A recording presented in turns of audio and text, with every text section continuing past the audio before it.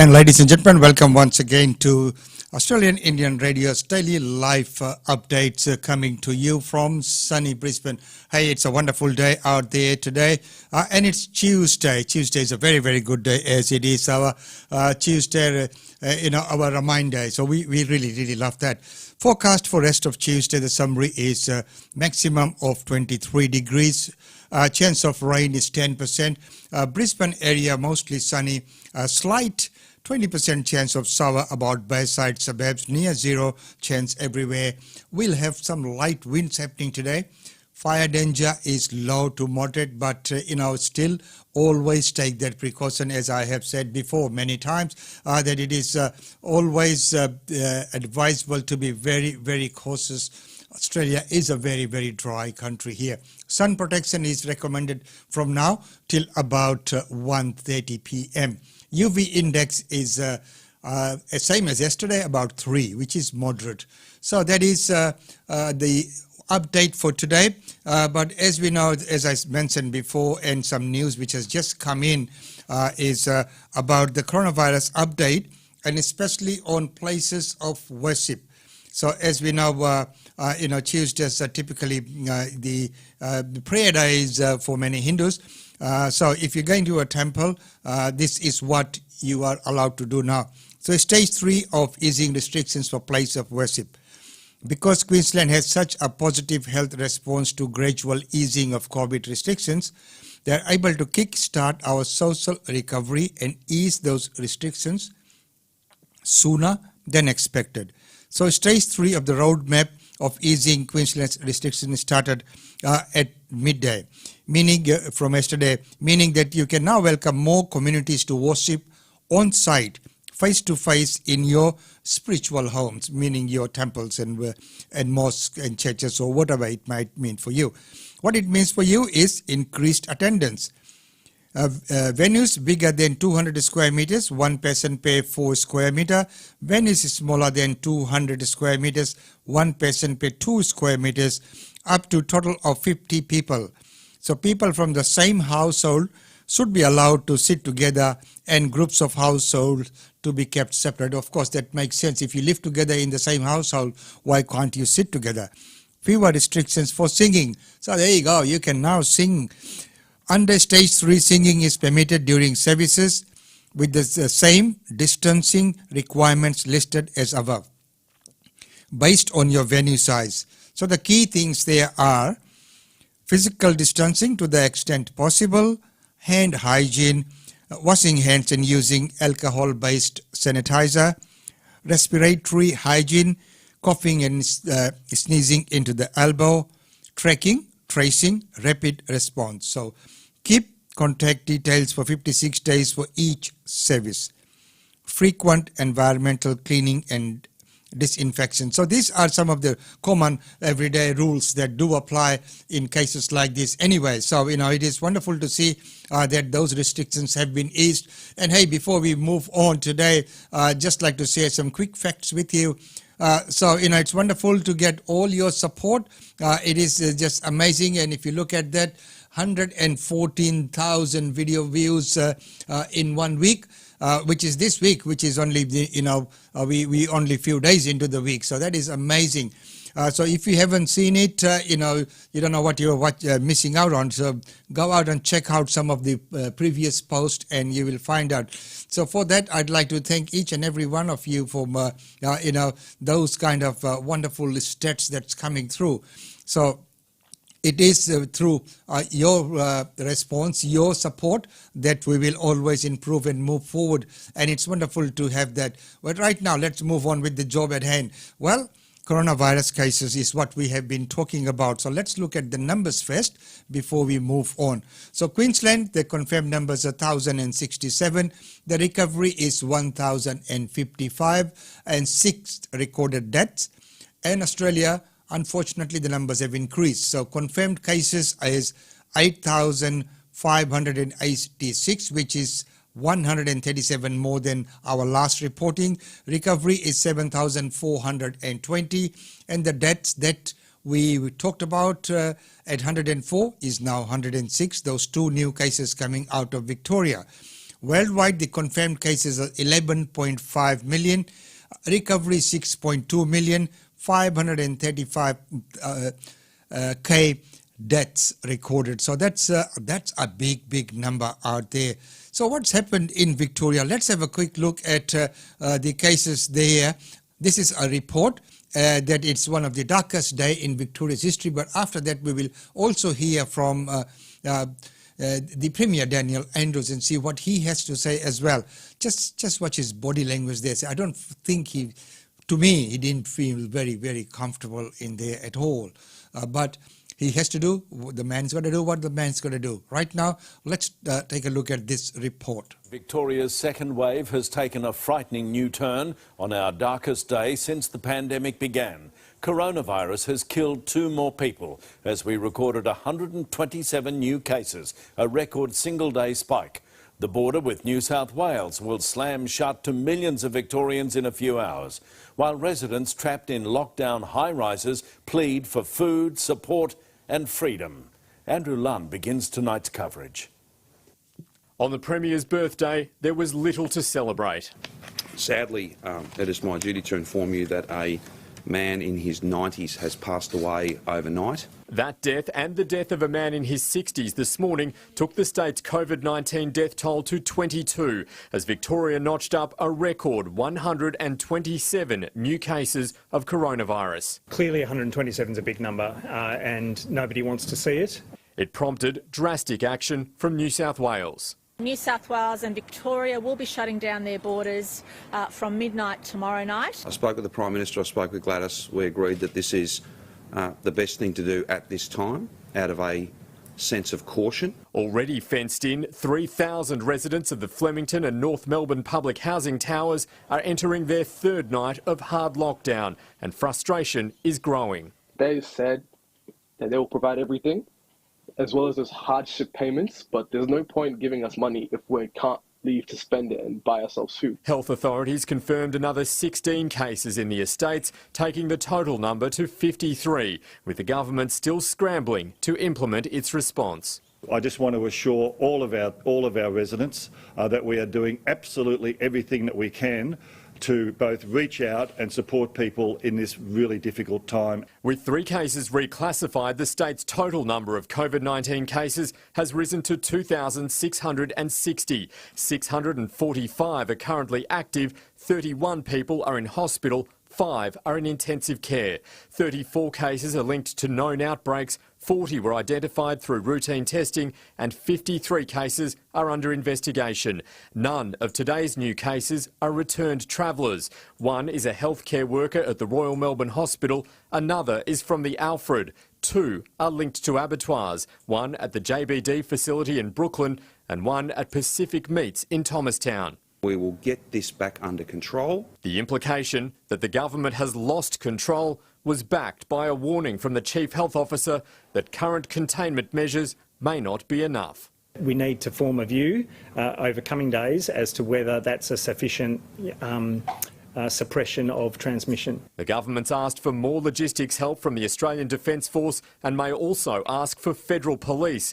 But the Premier's warned that without help from households, the situation will likely get worse. I can't do this on my own. A team of thousands of Victorians can't do it on their own. I need each of you to do the right thing. Otherwise, everyone is going to be back in their home in a lockdown. That's what's going to happen.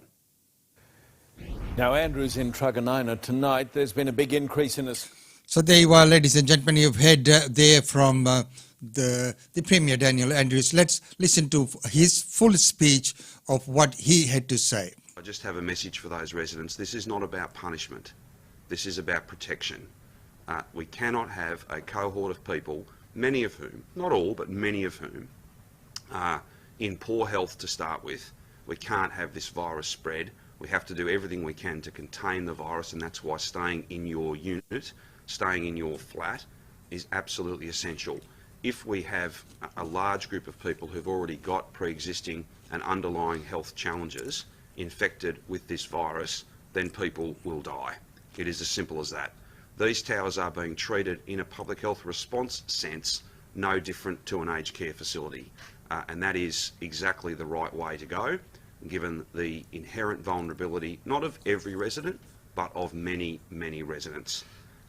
All support will be provided. It'll be done in a culturally appropriate way, a linguistically appropriate way. We will meet all the needs of each and every one of those residents. Are all of those needs absolutely crystal clear right now? No, I think they'll evolve over time. That's why people are working extremely hard, and we'll continue to listen to those residents and hear from them firsthand about what they need and then seek to meet those needs.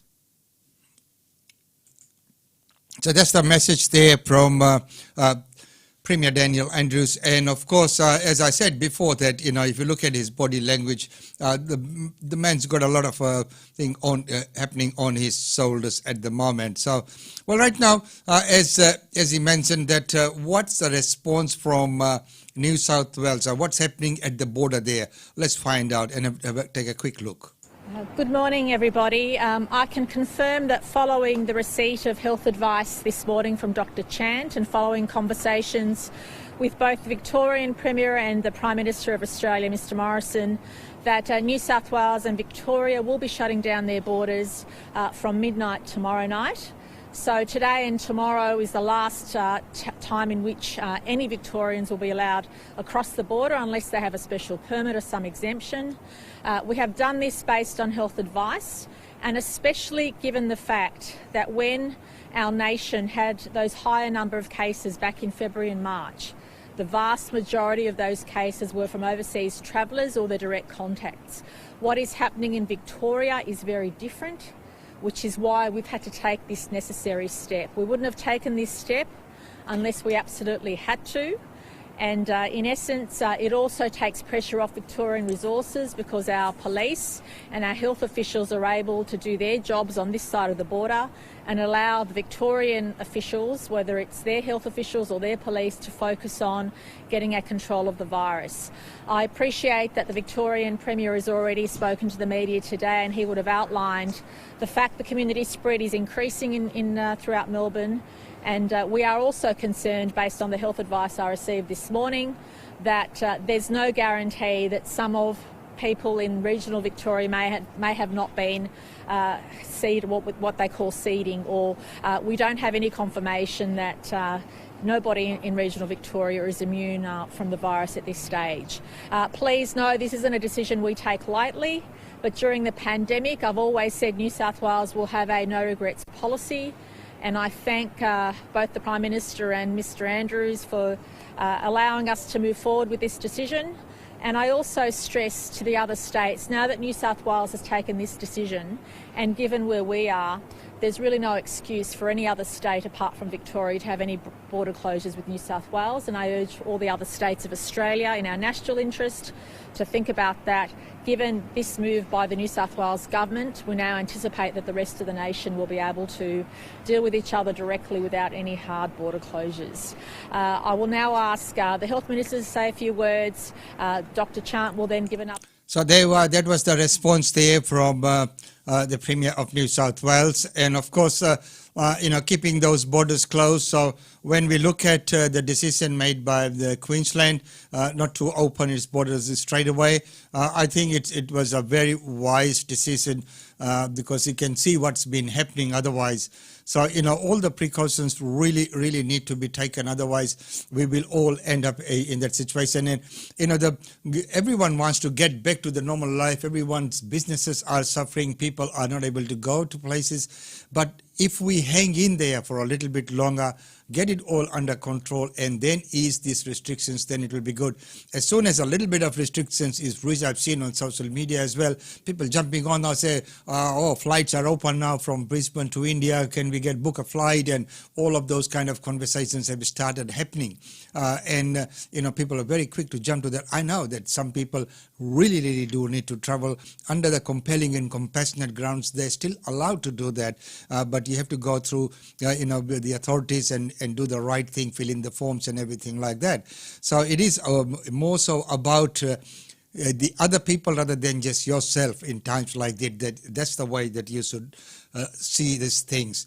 Well, right now, let's take a commercial break before we move on to the news in brief. ग्लोबनेट रियलिटी 1989 से लेकर अब तक का विश्वसनीय और माननीय ब्रिस्बेन का रियल एस्टेट एजेंट है। उषा चंद्रा, जो कि ग्लोबनेट की डायरेक्टर है, अपने ग्राहकों को ईमानदार और एथिक सर्विसेज देती हैं। अगर आप ब्रिस्बेन की प्रॉपर्टी में पूंजी लगाना चाहते हैं और आप चाहते हैं कि आपकी प्रॉपर्टी को प्रोफेशनली मैनेज किया जाए, तो आप आज ही कांटेक्ट कीजिए उषा चंद्रा को। लैंडलाइन नंबर है 38654466 और मोबाइल नंबर है 0419775416। और आप प्रॉपर्टी की अधिक जानकारी और करंट अपडेट्स के लिए हमारी वेबसाइट पे लॉगिन कर सकते हैं। हमारी वेबसाइट है www.globnetreality.com.au। ग्लोबनेट रियलिटी आपका अपना लोकल रियल एस्टेट एजेंट है। हमारा पता है ग्लोबनेट reality, shop number 5, 2281 Sandgate Road, Bundal, Queensland. GlobeNet Reality. Real estate is our world. And it definitely is the world. As we now serving the community for over so many years, the most established agency in that area. Well, right now it's time to look at news in brief. Coronavirus is holding the economy hostage and Victoria's situation won't help. As we have just seen from those videos, it's becoming increasingly apparent the stomach of anyone dependent on a broader economic recovery will sink now every time there's a major corona outbreak. So that is the case, and that's what's been happening out there. So it is a grave situation, but what do? We need to just best manage as we can.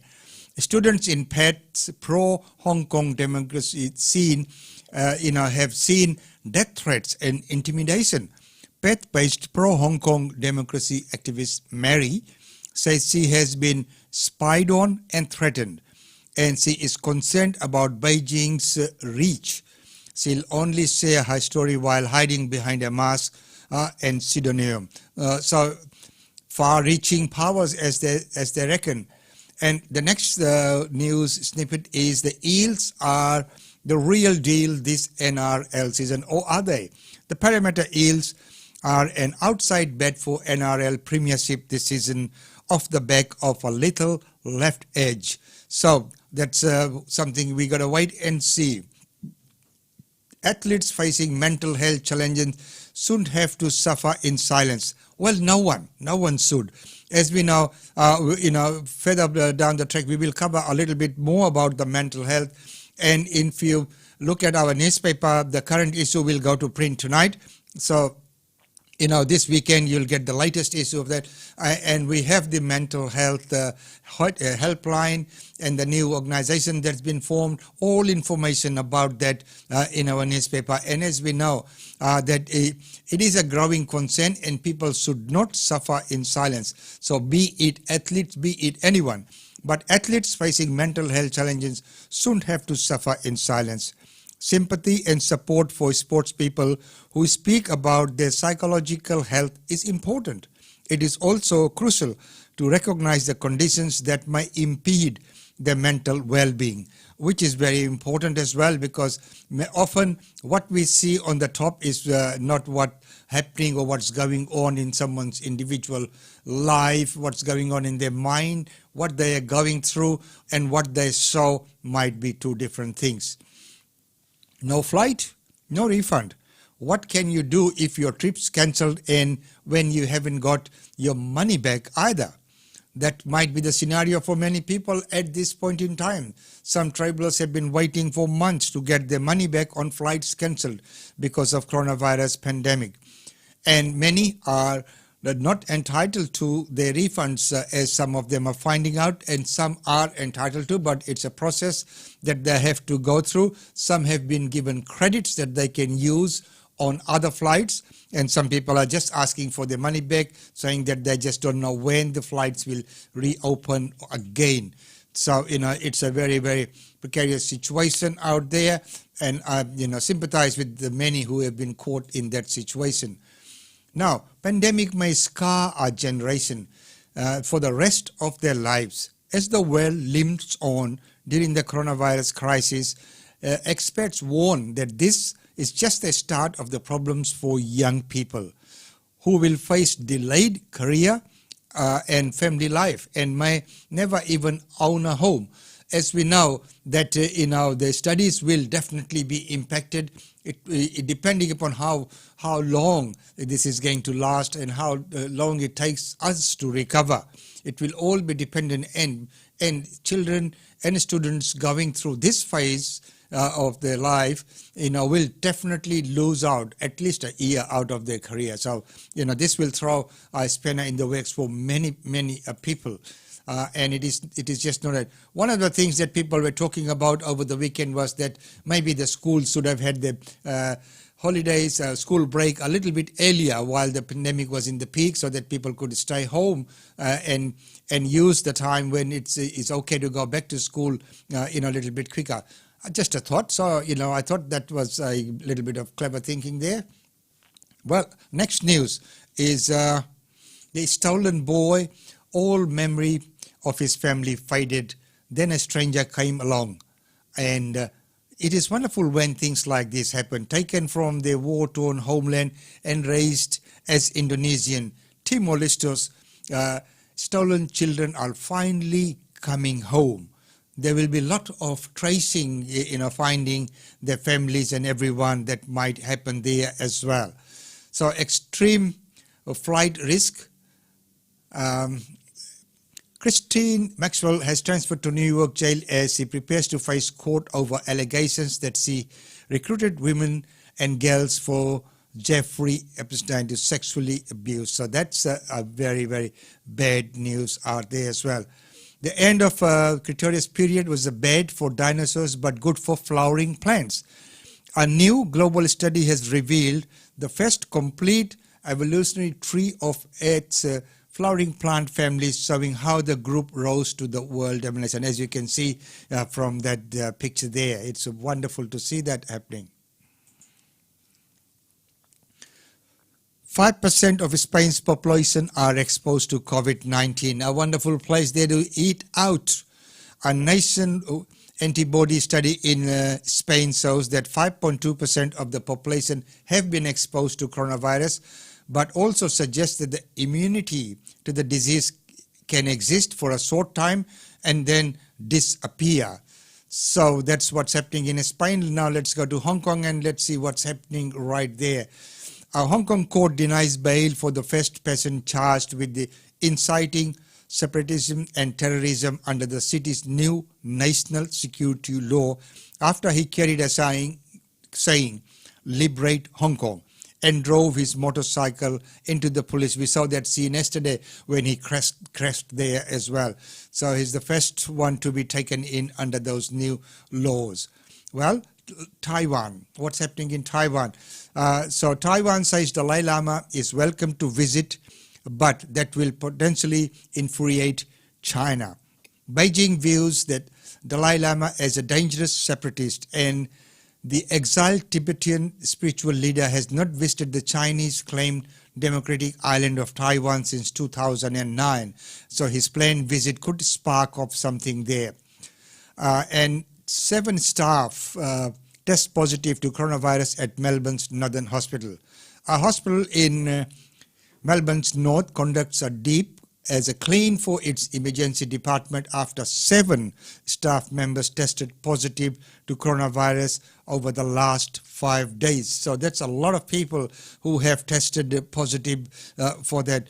Well, right now, let's move on with the news and for the time that's left, and let's go to, at this point in time, we will go to India and look at how the situation is shaping up there as it, the numbers are ever increasing. But the news coming out of there is saying that the numbers are increasing, but we've got things under control. That the sheer numbers is because of the number of people they have in there as well. But I would be worried, really, really worried. Have a look at this report and so that we can make that judgment. Hello and welcome to BBC World News. We begin in India, now the country with the 3rd highest confirmed number of coronavirus cases in the world. There were more than 24,000 new infections recorded in the last 24 hours. That means the total stands at around 700,000 and the number of deaths is now close to 20,000. Our correspondent in Mumbai, Yogita Lamai, has more. There's been particularly a surge reported from southern India. The death toll there, as you pointed out, is around 20,000. But I think there are serious questions about whether that is an understated number as well. Indian authorities have been repeatedly pointing out that even though the number of cases on the whole are rising, the mortality rate in India seems to be lower than other countries with a comparable number of cases. But over the past many weeks, we've spoken to frontline doctors who say that COVID deaths are not being properly counted. Sometimes, the comorbidity that a person might have is listed on the death certificate rather than COVID-19. In some places, they've told us that people who are brought in dead, even if they have COVID-like symptoms, are not tested, and therefore they're not counted among COVID deaths. And finally, of course, even before coronavirus hit India, the system of recording deaths sometimes, is much delayed, and therefore there are worries that the number of deaths could actually be far lower than the actual mortality that we've seen in India because of coronavirus. Yogita, and yet this is the country with one of the strictest lockdowns anywhere in the world. That's right, and in Mumbai, where I am, which is the city with the highest number of deaths, for example, there's been a very nominal easing of restrictions. We've had public transport back on the streets to some extent. There are restrictions on how many people can be in a vehicle. Only 10% of staff of private offices can actually go to work. Everyone else has to work from home. Even now, there are checkpoints around the city to ensure that people are not going out unnecessarily. In some other parts of the country, because of the rising number of cases, stringent lockdowns have been reimposed. And then in contrast, you have Delhi, which is opening up monuments, tourist sort of places up today, even as the number of coronavirus cases are rising. But leaders there say, can we afford to keep the economy locked down? We have to learn to live with this virus now. So a real tightrope walk for leaders in different parts of India. And that is rightfully said that Delhi is opening up, because we were speaking to our Delhi correspondent last night and had a bit of a chat there. And he reported that things is just like being back to normal, that things are open, that they're able to go to the offices freely, and all the movements are happening freely. As we know, Delhi has now the largest coronavirus temporary shelter with the number of beds, about over 1,000 beds at Sardar Patel, the memorial that hospital that's been built, and it was all put together in, they say about 12 days or so. Now, look, some people can never keep out of news, and sometimes they get in the news for wrong reasons, sometimes they're right, but you judge, you be the judge. This is, for the first time, we're bringing on Pauline Hanson onto the show, and she has made some comments, and here's some analytics of those comments that she made. It's becoming so stupidly hard and dangerous to have a debate about anything these days, anything the left wants shut down at any rate. Today, Channel 9 banned One Nation leader Pauline Hanson from appearing again on the Today Show after she said this about some of the people being locked down in the 9 Melbourne Housing Commission towers. The fact is that a lot of them are drug addicts as well. They've actually medication, they're getting their medication, they're alcoholics, so they're being looked after that way. A lot of these people are from non-English speaking backgrounds, probably English is their second language, who haven't adhered to the rules of social distancing. They all use a lot of the same laundry. So I told Channel 9 first told Hanson that she was being banned for being racist and divisive. Racist? But in his public statement, 9 dropped that stupid claim of racism and said instead that this morning's accusations from Pauline Hanson were ill-informed and divisive. And at a time of uncertainty in this health crisis, Australians have to be united and supportive of each other and sing Kumbaya. Well, I've made that last bit up. But we can't criticise suddenly? Why not? I mean, what the hell's not to criticise about Victoria's bungling of its quarantine system and about people breaking the social distancing laws? And what media outlet with any self-respect would ever ban debate? Debate is by its nature divisive, and the alternative, we call that propaganda. But to this other accusation, this excuse for banning Pauline Hanson, that she was ill-informed, is that actually true? Joining me a short while ago was Pauline Hanson.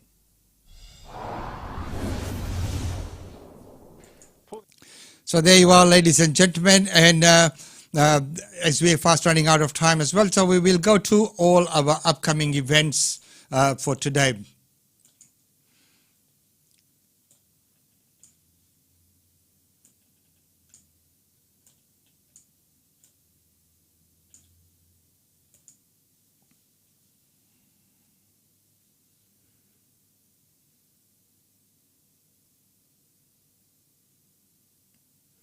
Free food delivery and pickup from the Gurdwara, a Hindu helpline, COVID-19 support for the community, Vedanta Centre of Sydney's Brisbane chapter and all their upcoming programs, Mental Health Matters, Fest 31st October 2020, stay tuned for that. Sayog Brisbane, again, community organizations coming together to support everybody. Stand by as a support after suicide. The numbers there, it's a free service available to anyone who might need that. The Young Sikh Professional Network and, of course, the online courses by Bal Sanskar Kendra. And the BSK Cup. So, ladies and gentlemen, that's all we have for you today, and it's wonderful having your company as usual. And as I said before, that the paper goes to press tonight, and the copies will be in circulation by the end of this week, even though our publication days is Saturday, and by Saturday it will be at most of the outlets. Yes, we do still print the hard copies. We have been asked many times, so many people have called us and say that they had some difficulties getting the hard copies. I know that some of the outlets were closed, and the couriers did bring back some of the copies because they could not find anyone to give the copies to. Now with many centers reopening, all the places of worship reopening as well, many of our centers, so you will be able to pick up your copy. And if anyone has difficulty in picking up a copy, just call us up, send us a message, and we will guide you to the nearest distribution point where you can pick up the hard copy. Of course, as soon as finalized, we will have the online version as we do every month. So online version will be available via issue, and we'll have that link on our social media sites and on our websites and everything. Talking about the website, both the websites are being revamped at the moment. There's so many exciting changes that are coming on as well. And of course, if you like to be included in this morning show that we do every day from 10 o'clock, there are so many interviews that we have lined up that will be coming your way very, very soon. But if you would like to be part of this show, you are quite welcome to do so. Just call us up, send us a message, and we'll bring you up onto the show. So, ladies and gentlemen, with that, I need to say goodbye from this segment. Until next time,